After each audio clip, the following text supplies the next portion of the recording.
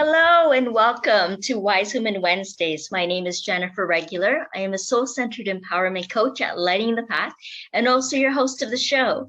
And this is where I bring inspiring women from all around the world to share their gifts, what lit their path, and how they're now inspiring and empowering others to do the same. Today, we have Dr. Ida Greene here, who teaches you how to tap into your inner wisdom, your intuition, to hear messages from your soul, the divine self, to help you create a stronger connection to source, spirit, and God of your understanding, to have inner peace, own your personal power, grow stronger in self-love, happiness, feel more joy, have better health, wealth, fulfilling relationships, and live a richer quality life. Oh yes, you can have it all because Dr. Ida Greene has done it. And she's here zooming in from San Diego, California to talk to us about the magic of incorporating intuition into your business and your life. Welcome, Dr. Ida Greene. It's such an honor to have you here today. Thank you for having me. It's an honor. My pleasure. So tell us, how can we have all of that? How did you come to have all of that? What were sort of the things you went through along your path to come to where you are now? It was a journey. What I didn't realize, I had this gift all along, but I was so much into my left logical brain because there was not much education in my family. So I was the first to graduate from high school, from college, and to go to nursing school and to get a degree. So there was just emphasis on getting an education. So I was but my mother was clairvoyant, which I didn't realize at the time, and my sister was. And I had the gift, but I just didn't know that I had it. But what I did know is that I was different when I was a younger child. I thought, well, these are not my real parents. They must have stolen me from somebody. But I never told my mother that. Okay. And I saw angels and I saw spiritual beings, but I never talked about it because I didn't understand it. When my mother took me to a church when I was 5 years old, where they were speaking in tongues, but they were giving messages and, really like channeling messages, but I didn't understand any of that. It was just part of my history, Right. But I did go to church when I was 6 years old, and the missionary said, well, who wants to let Jesus in their life? And I said, I do. So I took myself to church, joined the church, started singing in the choir, and I went to church. My parents never told me not to go. They just let me do what I wanted. So I went to church and did a lot of things, but I was just really a free spirit. And my childhood was just great. It wasn't until I became grown and married that I really, with the challenges set up, because I was away from the protective arms of my dad and had to figure things out on my own. So I went to nursing school in Chicago, and that was good, but I got ordained in the Moody Bible study as a minister. And I just followed my inner guidance, and then I wasn't afraid because my mother always told us we had angels around us. So I knew I had the angels to protect me, and I felt really good about that. But then I got married in Chicago from nursing school, and that was a problem because I didn't know that. But my husband, I went to school with him, but he was schizophrenic, and that was a really challenge, living with someone who's hallucinating and and throwing things around, and it was just scary. Yeah. But anyway, I moved to California. He ended up dying on me at an early age. So I was angry with him for dying on me and leaving me in San Diego by myself, but that's when I started my journey in education. I thought, well, I got to keep my mind busy.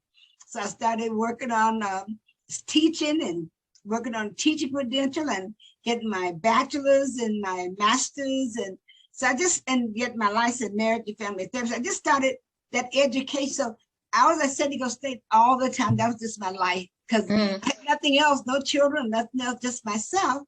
And then I married again, and that's where the problem set in because God gave me a message that I should not marry that man, but I wasn't listening to those messages, and I wasn't paying attention to my inner guidance. So turned to find out that man had been in prison. He physically beat me emotionally, verbally beat me. And so I had to, what really made me leave him, I was thinking, the next time he hit me, I'm going to hurt him. And I thought, if I hurt him, I'm going to go to jail or prison. So the thought of me going to jail or prison made me leave him. But I still wanted to have a family, wanted to have a husband. And, because I became a foster mother and had this little boy, and I really wanted the family. So I kind of tried to make it work. But I learned a lot about how to save a marriage, although I couldn't save mine. And the minister told me to leave him. The psychologist told me to leave him. I thought, I want to make this work. But when I started thinking about hurting him, I thought, no, it is not worth it. I've got to leave. So it took a lot of work, a lot of thinking. But when I did leave him, I started thinking I had lost my self-esteem. And here I was a registered nurse. I had my bachelor's. I had my master's. I was a licensed marriage and family therapist. Plus, I was a teacher. And yet, with all this knowledge, I'm still finding myself in an abusive marriage. I've got to do something about it. So I started teaching self-esteem classes, working with the women with domestic violence, and teaching domestic violence classes, anger management class, because I was angry, writing a book on anger. I started writing. That's when I produced all my books. I created 18 books during that time. 18 books. Wow. When I get pain and trauma, I write about it. And then finally found someone to help me put it together. But I just started writing. And that's how all this stuff, get rid of my pain, my hurt, my anger, and all that stuff, it just got me into my creative writing skills. Plus I started speaking, doing seminars and speaking. I just need to get the stuff out of me. Right. In the process of doing that, I helped a lot of other people. And I found a nonprofit and worked with abused kids.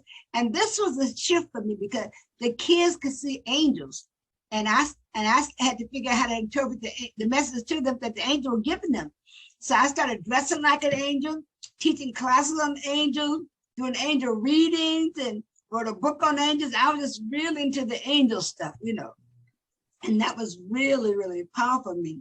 And then I back in 2008, I had a lady give me a reading that said that I could incarnate in this lifetime as an angel. I thought, boy, I'm not acting like what you can incarnate as an earth angel, but you're in a body, you still have the human emotion and feeling.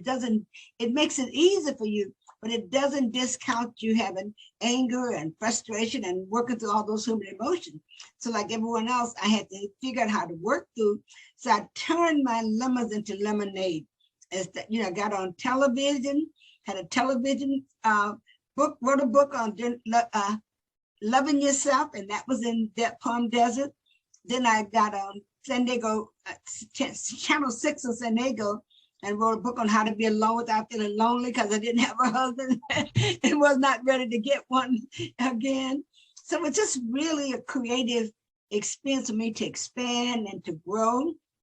And then in 2017, I joined Rich German's program. He said, what is it that you do so well? It's just like breathing. I said, it's my intuition. It's just like breathing. So he called me the SEAL psychic. I really didn't like to be called psychic because I'm intuitive. So I started teaching these classes on intuition, and I had the gift. I got a gift now where I can activate people's intuition and inner guidance. So during that time, I got all of these gifts. I started teaching the class, and then one guy went through my program, and he got a transformation where they had to give me a reading, and also they give each other reading. So he would use his intuition, went to court, and got a $30,000 judgment in his favor. Then I had another girl with her intuition, and she created an art project and made $2,500 from the art project. So I realized that this inner guidance is something you can use and make money with. Yeah. So this year, God gave me the idea about the soul reading. Now I'm doing the soul reading. The first time I did them, I made $1,800 at the Holistic Fair. The next time I did, made $2,000. And they have one coming up in May on the 22nd. And who knows what I'll make then. Yeah. But since then, I've created my 5-week program. I have the soul reading, my 5-week program. I have the 90-day coaching program to awaken your intuition. I have the 6-month program, Develop Your Intuition. And just recently, I created my year-long program, certification program, to grow your intuition. And I just had one lady, just created 2 weeks ago, and had one lady hop into it already. Wow, amazing. Amazing. The perseverance that you have and just following spirit and your intuition, no matter how much situations try to break that spirit, you just got that out of you. Anything that wasn't you, you wrote about it, you spoke about it, you learned about it. I mean, we teach what we most need to learn, right? Oh, yeah, so absolutely. it only makes sense along your path, I the hear different you. I topics hear you did. Yeah. Incredible. And you always just sound so like you always just did trust your intuition and really embodied being an angel.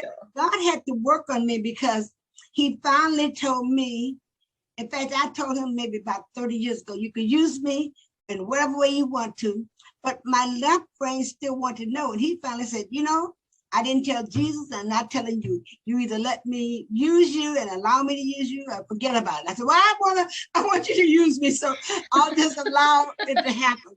So it took a long, long time for me to completely trust. So now the message, it just poured through me. So I call it channeling because they're not my words. That like today, I never heard this about this is the year of the woman and this is the year for women to soar until I gave that woman a soul reading a minute ago. And then it came that 2022 was the year of women. Yeah, for women to soar. And this is the time go to the apex. You know, he said, they've been on that patriarchal system for years. And now it's the time for them to rise up above that to the phoenix.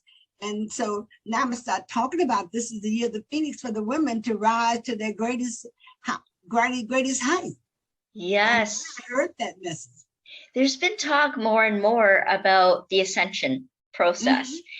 And so you're talking about that this year, it's really about the women ascending and moving and rising up. This abortion stuff is coming up for women to get so aroused that they will break through the shackles. Yes. Yes, indeed. And so what happened with you personally, Dr. Ida, with your family and relationship, and where did that all land for you after? Well, my sister was clairvoyant and my mother was clairvoyant, so they could see things. But my sister and I were not my family was in Florida and I was in California by myself and I was lonely, but then I had a choice. It had been around my family, I would not have soared because they've been worried about me. I did a lot of things, kooky things, you know, dressing like an angel and going out doing all kind of things and traveling by myself. So they would have been worried. My family was in LA, I was in Chicago. I was here by myself. I was lonely, but I had a chance to, you know, to explore my creative gifts and not have anybody tell me no. Because my mom had a PhD in words. She worried for me and the whole world, you know?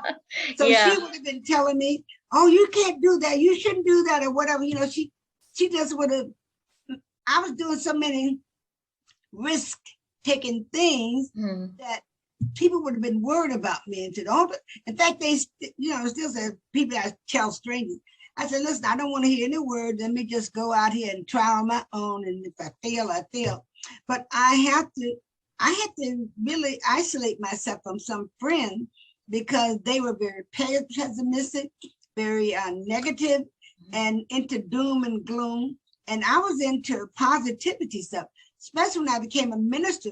I thought I can't be a minister and uplifting other people and have these people saying negative things to me. How can I can't even lift myself alone somebody else. So I really put a narrow window around me and who I could listen to, who I couldn't.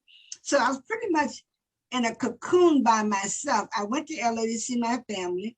I went to Florida to visit them, went to Chicago to visit them, but it was me going out to find them. So what I told myself is that I go to meet my family. So that gave me peace of mind that wherever I went, it was my family. I go to the grocery store, that's my family. Yes. So I have a post office, I have a family.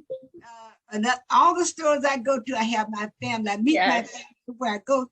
So I don't feel lonely because I just make connection with people, these human connections. And I don't feel alone because I feel like they are my family since I don't have family. Yeah. And I just know that my angels are always with me and God is always with me.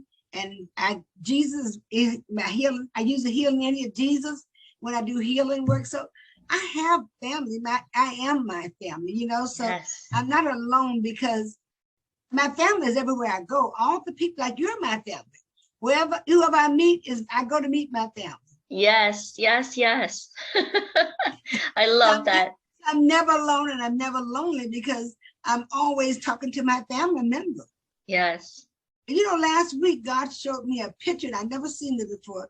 We talked about the tree of life and he was a tree and all of us were leaves on the tree, like everybody was a leaf on the tree. I thought, wow, so we're all connected anyway, you know, like some leaves fall off and like little babies be born and some die, but it's just this tree of life where every people of all races are on this tree. So we're all brothers and sisters connected because we come to the one source, that one fountain of all life, and we come from that source. What a beautiful image, Dr. Ida, you just gave us of that tree. Yeah. And there were all leaves on that tree. Yeah. So we're constantly nourished, even though we don't think we are. And I used to wonder, where's the money come from? But as I got closer to the tree and to the source and to the fountain, I had less fear about money. And now God let me find a penny, a quarter, a nickel, a dollar. Every day I find money. You do? I love it. God let me know he's going to take care of me. So I just say I'm a money magnet. Oh, I love it. Money just comes to me. People give me money sometimes. People love to give me money. That is awesome. That is a skill and a trait that I think many would want. I had to learn how to receive because I want to give. Yes. But they say, you know, you're not blessed. You're not letting me bless you back. You're too good to have me give. I said, I'm so sorry. Then I went to Walmart one day and the lady said, I want to pay for your groceries. And I'd given the woman the money. It was $5. So I learned from that. Now I just ask people, would you like to pay for this? And they'll say yes or no. And most times they say yes. They'll pay for I never have more than $5. I would never ask them that. But they pay and I thank them. I love it. Just ask. If they said no, I have the money in my purse already. Yes, ask, believe, and be open to receive, right? Yeah, so now I'm into receiving. Into receiving. That's so important because that's how life, energy, money circulates. It goes around and it comes around. And so now you're helping women in business, is that right? And using their intuition in business. So tell us about that.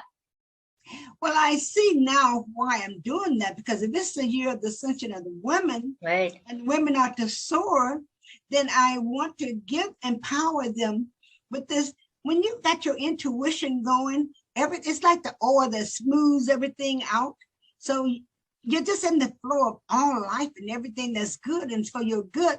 It's like a river flowing. You're in that river and you just go around the flow, and everything that we want, if we trust and believe and know and accept that it's available, it's there available. We just eat from the fruit of the tree, of the fountain of whatever's there, and we are nourished, you know. So it's really trusting, going our trust, going our belief, but really allowing. I had to learn. I've heard about let go and let God.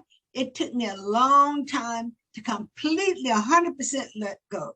I had about 10% or 20 or 30%. So God's been patient with me because I kept saying, well, I want to know what is going on. He said, I'm not letting you know. You either let me go flow through you and speak through you, or you don't. I said, okay, go ahead and speak to me. Wow. I don't know when I give people these messages, I don't know what the message is because it's for them other than me. Yes. But today I heard this message. I'm glad I heard it because now this is year of the ascension of women. I had no idea that. That's I'm really in the flow in terms of narrowing my niche to spiritual women or women on the spiritual path. Although I want to have Christian women, but I need to get people who are more aligned with me, women on the spiritual path or women who are spiritual, because they are more likely to understand what I'm saying, and then I can bring those other along with this, with the drift of the whatever the aroma, they would just show up. Yes. That is so awesome. So you said you do that through soul readings and you have courses as well, and incredible. And you're speaking at different events too, it sounded like. So absolutely. So you're just everywhere. I am, but doing it all. I just attract. Like I had forgotten about my messing with you, but God wanted me to do that. So he sent you around and said, you better go back to Dr. Ida and tell her, let's do this thing. So whatever I miss, it comes right back again. So yes, I'm never missing anything, whatever I need for my highest good. That's right. And where I can be of service to humanity. Because like he told me to give soul readings free for Mother's Day. Some people took me up on it and some people didn't. But I charged for those things, but I just finished with this lady today, and that was for a free one that I was in a group, and it said, give free readings for Mother's Day. So I just do whatever Spirit tells me to do because I'm blessed. I can give money because I'm constantly receiving money, so why can't I give money? You share those blessings. Amazing. Yeah. And that's why I do Wise Women Wednesdays too, is to bring inspiring women like you to be able to share their messages and uplift humanity. And if each one of us is able to do that and share around the world like you are, right, to give and to receive and to uplift and rise into the ashes and emerge into who we came here to be and do what we came here to do, then we might just reach my vision of global coherence, right, in global harmony, where it's like your tree, only now we're all rustling and singing and being happy together and strongly rooted. And yeah, and there's changes that go on in that too. You're part of that, though. You're part of this, part of the flow. You're part of that glue that's bringing people together, like myself and other people. So you are a vessel that's been used for the purpose of uplifting the women. Yes, thank you. Thank you. Yes, we have Wisdom Speakers and Seekers podcast too, where the men, or however you identify, are also able to share their messages and their stories. And then really we can all rise together at some point, right? Just women have been brought down so low that we need to rise and ascend, as this is the year to do it, as you're saying, and that you're delivering from us from Spirit, so that we can come back into balance and harmony again. Right. And even the masculine and feminine within us, right? Men, I'm finding, especially the speakers that I've had on the other podcast, are talking, their consciousness is raising, and they're talking about the things that men have been trained and conditioned not to talk about. And they're starting to share that too on these platforms. So it's really remarkable to see that, at once we've have this yearning to be seen and heard, and yet feared at the same time, from whatever old programs and conditions and so on. And, or maybe our mothers have a PhD in worrying that we hold back for that, to try to protect someone else. But now people are showing up, and they're being seen, and they're being heard, and they're stepping more fully into who they are, embodying their truth, activating their soul's calling. And, I always tell people too in my coaching that I'm not here to change you. I'm here to help you reveal who you truly are. Right. And that's so true. What we really need more of is more men who can have a container to be comfortable and let the feminine spirit soar. Yes. Without worry or without suppressing it, but it's really, everyone has that masculine, feminine, but it's just that the feminine body has been used and abused and have not had the opportunity to soar to its maximum peak, where it can be kings and like a king or whatever, Yeah. It's time for that, for the feminine just to really get out of the phoenix and just rise and soar. Because as I told the last lady, as you soar, everyone soars with you. Yes. No one is left behind. That's right. Yes. And they talked about that years ago, about the world being transformed by women, but this is a year for us to do it. Right. You're reminding me of an event that I went to several years ago, and it was led by Indigenous women. We were all there together, but they guided it. And it was called Gathering Women from the Four Directions.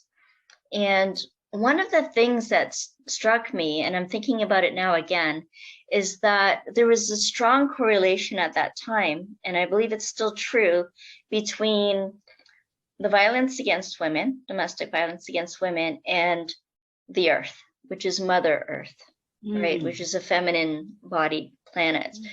And I find that so true that, you know, the abuse and the violence that's been put on to the earth as well. And now as women are healing, the earth is also healing too. And the men whose minds would support that kind of behavior are also changing. And we're seeing this whole new dynamic happening now, but it takes time, and this transformation is strong. And some people are working against it because, you know, they fear the change, and they need things to be normal in a certain way. And but there's also this real uprising of the change makers and people embodying their truth that are helping to support all of us coming into harmony, men, women, the earth, other gender identities, and just having that respect for diversity as well. And just being able to not just tolerate each other, but to really appreciate each other and value each other more. And like you say, everywhere you go is your family. Imagine if we all felt that way, you know, and we all treated each other that way. Maybe a dysfunctional family at times, but yeah, but you know, but we all here to evolve, for our soul to evolve. yes. And as our soul evolved, in fact, you know, the earth was started with the woman, and she lost her glory, and we lost our identity and subjugate that to the male energy. So now we need to correct that and get rid of that, get out of that posture, that trauma, that we're unworthy. We are really, God wants to change the world through the feminine energy. It doesn't mean that men excluded. It means they're included. When women rise, the whole world rises. Yes. Everything was created through the womb, and we can go back and create that again in a more powerful way. Yes, absolutely. Absolutely.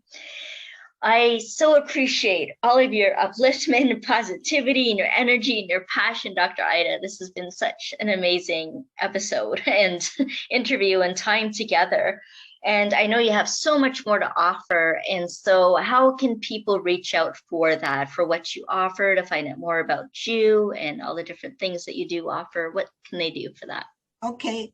I have a free masterclass that they can get for business, about business in life. When they go to my website, they get the free ebook.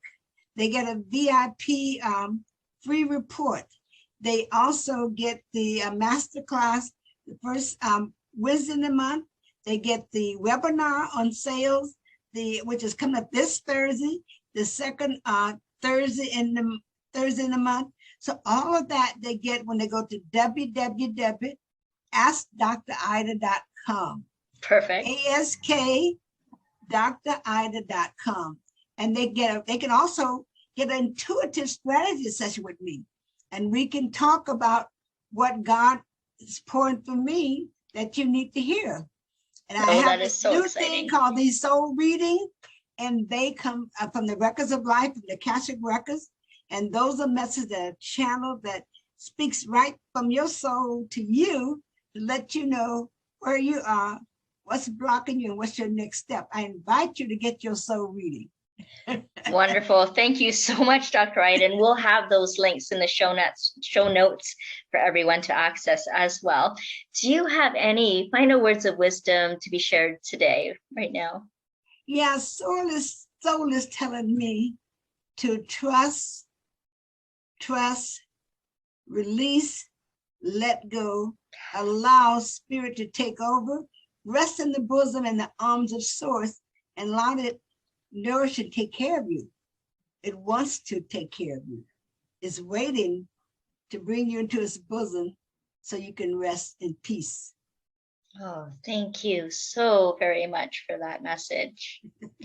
And thank you to all of you who have been watching and listening today on Wise Women Wednesdays with Dr. Ida Greene, and I'm Jennifer Regular at Lighting the Path, and we will see you next time. Thank you for listening. Thank you very much for having me. Absolutely, Dr. Ida. It's been such a pleasure. Thank you. Bye-bye. Bye.